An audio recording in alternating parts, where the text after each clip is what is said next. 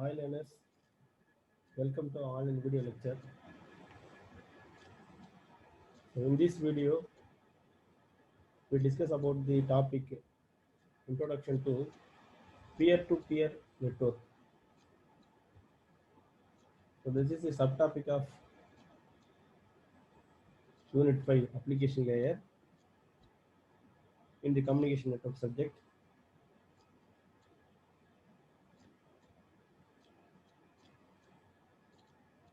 So computer network architecture has mainly two type of computer architecture. So first one is peer-to-peer network, and second is client-server network. So almost all the network architectures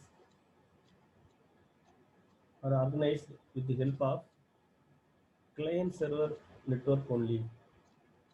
So we can take example, uh, consider the Google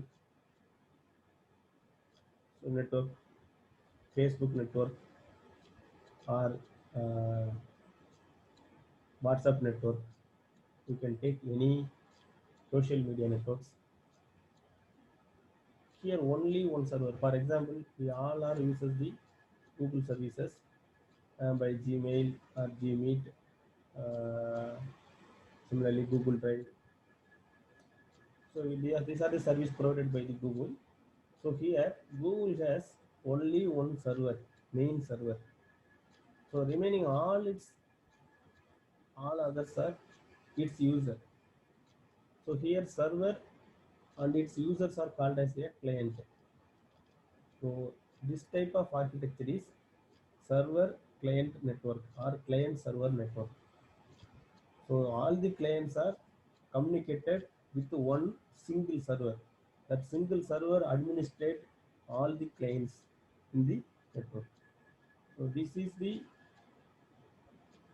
concept of network, client server network architecture.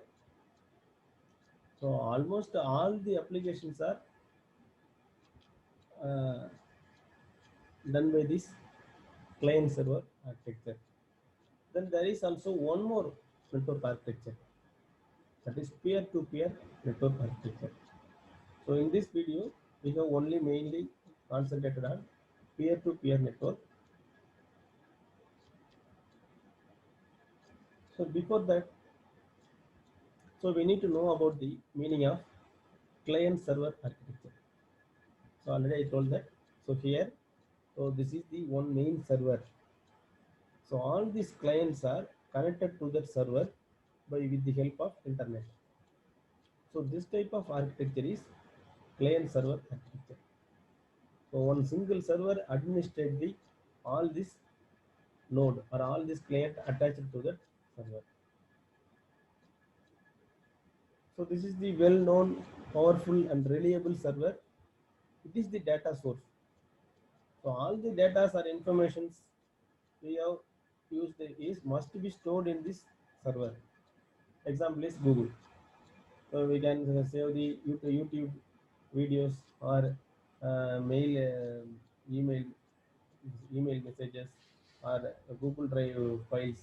These all are stored in the Google server itself. So we can take that messages or information or files anytime by accessing the Google server only. So client requests the data from the server. So this type of architecture is very successful model.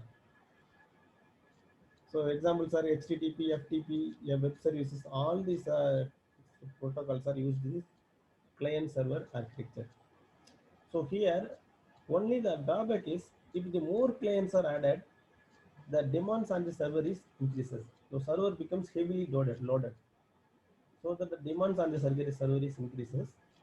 There is also one more drawback in this client server architecture, because all the informations are stored in the server only. If there is suppose any failure or any repair in the server system, we cannot access any information stored in the server, because server only contains all the informations of client. So if the server is failed means client not able to take retrieve any messages from the server. So this is the another drawback of client server architecture. So these are the limitations of client server architecture. So here the scalability is hard to achieve, because by increasing the number of users clients in this client server model, scalability is the main problem. So presents the single point of failure. So single point of failure means if suppose server is failed means the entire system becomes collapsed. So this is the single point of failure. So it requires the administration to maintain the connection between the millions of clients attached to that server. So there is the unused resources at the network edge, CPU cycles, storage, etc. So to address this, sir, to overcome these limitations, P2P systems will be developed. That is the P2P means peer-to-peer computing. So what is the need? Why should we go for P2P network than client server network? So in P2P computing, sharing of computer resources and services by the direct exchange between the systems. So in P2P, all the systems can communicate with each other without depending on another, that is neighbor systems. So the resource and services include the exchange of information, processing cycle, cache storage, and disk storage, and for files. So P2P takes the advantage of existing computer power, computing storage, and networking connectivity, allowing the user to leverage the collective power to the benefit of all. So this diagram shows the peer-to-peer network concept. So here there is no server, just like in the server client model. So here each computer can act as a server as well as client.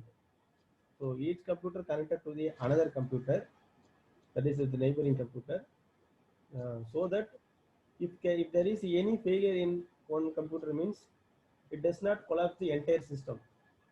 So it can communicate to the another computer without intervention of connection. So if there is a one node is failure means it does not affect the entire systems. So this is the major advantage of peer-to-peer networks.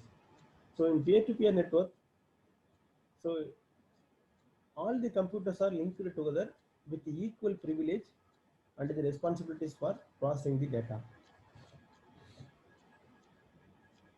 So peer-to-peer network is useful for small environment, usually up to 10 computers only. So this is the major drawback of peer-to-peer computers networking, because we cannot connect more than 100 computers in the peer-to-peer network, peer-to-peer networks. So peer-to-peer network has no dedicated server.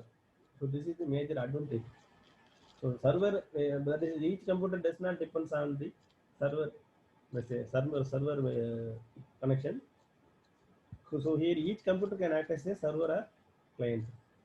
So the special permissions are assigned to each computer for sharing the resources, but this can be lead to a problem if the computer with the resources is down. So P2P architecture, all the nodes are both clients or server. So it provides and consumes the data. Any node can initiate the connection because there is no server. No centralized data source. No centralized data source means it is not connected to the one centralized server. So it is decentralized.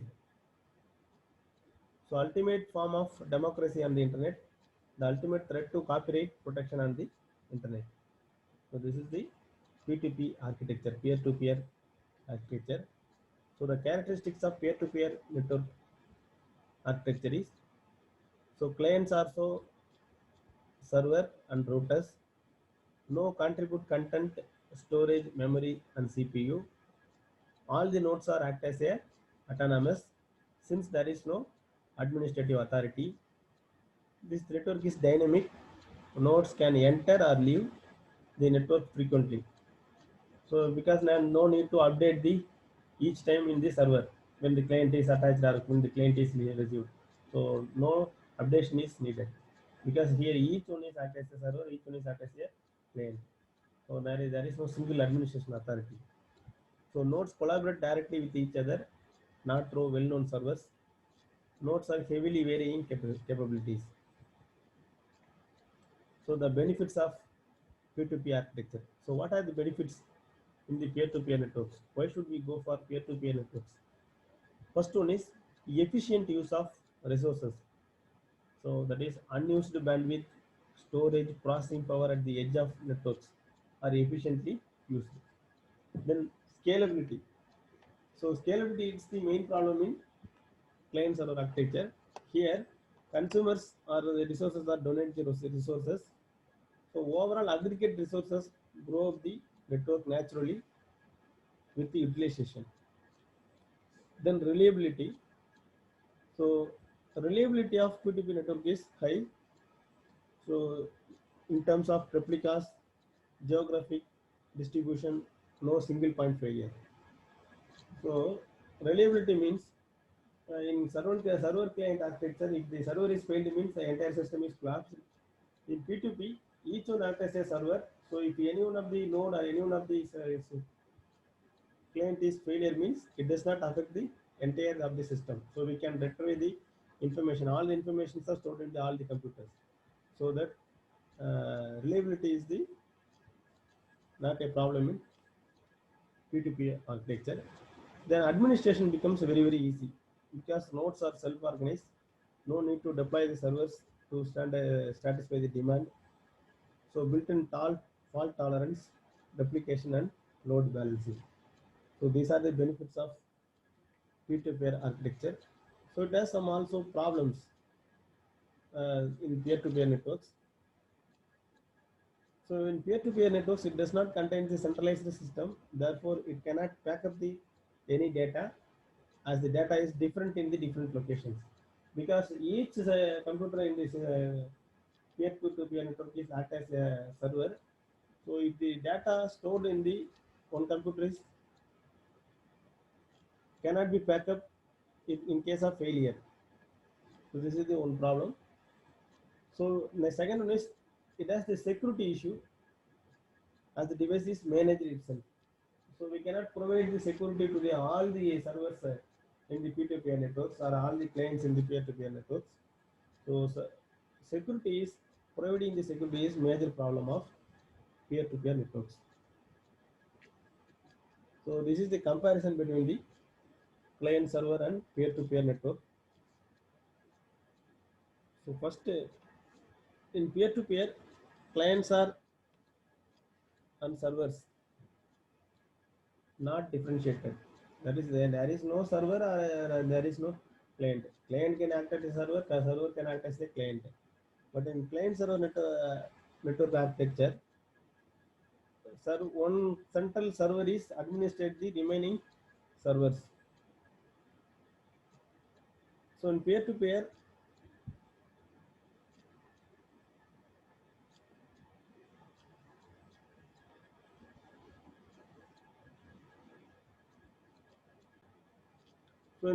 networks focuses on the network connectivity.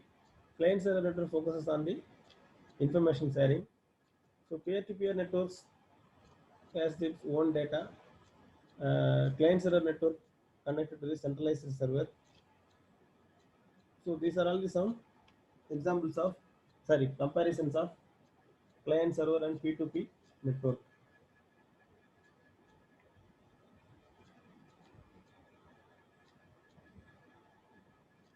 So again, here summarize the topic we have discussed in the peer-to-peer networks. So the important points to remember about the peer-to-peer network is the network in which interconnected computers shares the resource among the each computer without the centralized administrative system.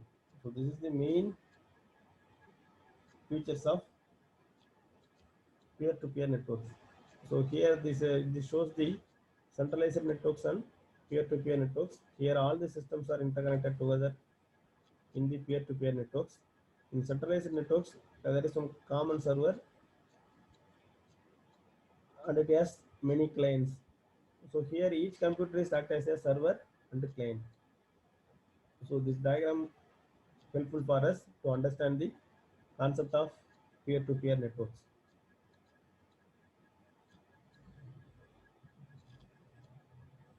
So these are all the concepts we have discussed in the peer-to-peer networks.